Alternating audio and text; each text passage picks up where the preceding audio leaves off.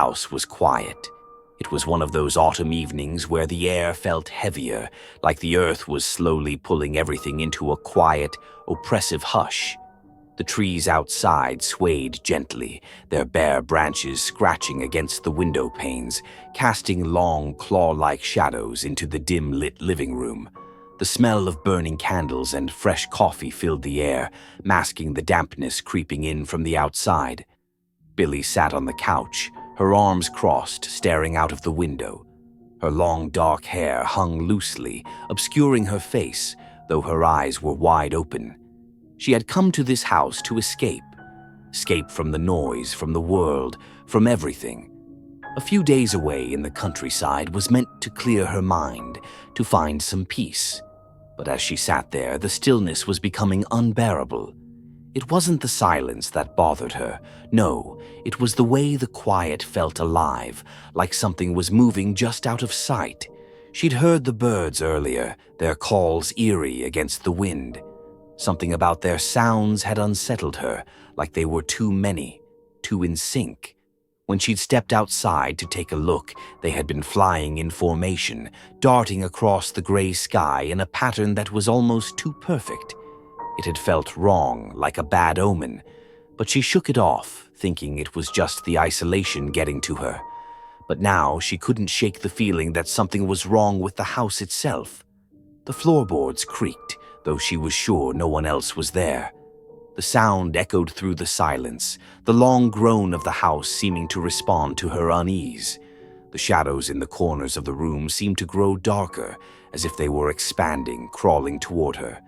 A faint tapping sound broke through her thoughts.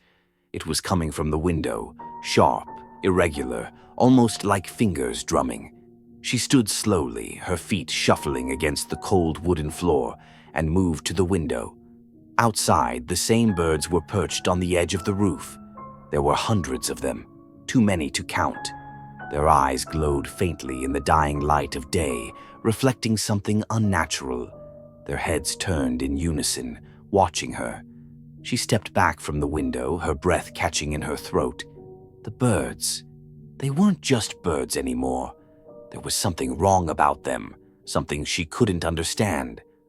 Her phone buzzed in her pocket, startling her.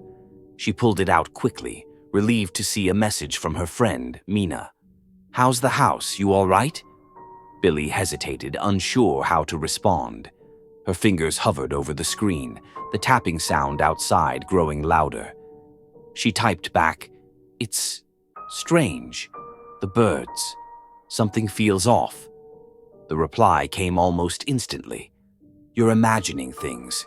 You're alone in the middle of nowhere, that's all. Just breathe." Billie was about to reply when a loud thud came from the hallway. She spun around, her heart pounding in her chest. The house felt alive, its walls creaking and groaning as though it were breathing, and that tapping sound, no, it was more like scratching now, seemed to echo from every direction. Without thinking, she grabbed her jacket and moved quickly toward the door. But when she opened it, she stopped dead in her tracks. The hallway, dimly lit, stretched endlessly before her, and there at the far end, a figure stood. It wasn't a person. Not quite. The shape was too tall, too thin, and the skin, it wasn't skin. It was pale, almost translucent, as though the thing didn't belong to this world at all. Its limbs twisted in unnatural angles, and its head tilted at a disturbing angle, just like the birds outside. The figure's eyes glowed faintly, matching the reflection she'd seen in the bird's eyes. Billie's breath caught in her throat as she realized this thing had been watching her, just like the birds. She slammed the door shut, her back pressed against it as the scratching noise intensified. The lights flickered. The air was thick with an energy she couldn't describe, heavy, suffocating, alive. Suddenly, the phone buzzed again. This time, the text from Mina made her blood run cold. "Billie, are you still at the house? There's something wrong with the birds. I've been reading about them." Billie's fingers trembled as she opened the message. The birds. They're not just birds. They're connected to something ancient, something hungry. Before she could process the message, the door to the living room cracked open. The figure from the hallway had appeared again, but this time there were more of them. Dozens, hundreds, their twisted limbs stretching into the room, filling every corner, their eyes glowing in unison. The birds, the things that had once been birds, were now inside the house, and they had taken shape. Billie backed away, her heart racing. She could feel the presence closing in around her, suffocating her, the air growing colder. The creatures slowly advanced, their movement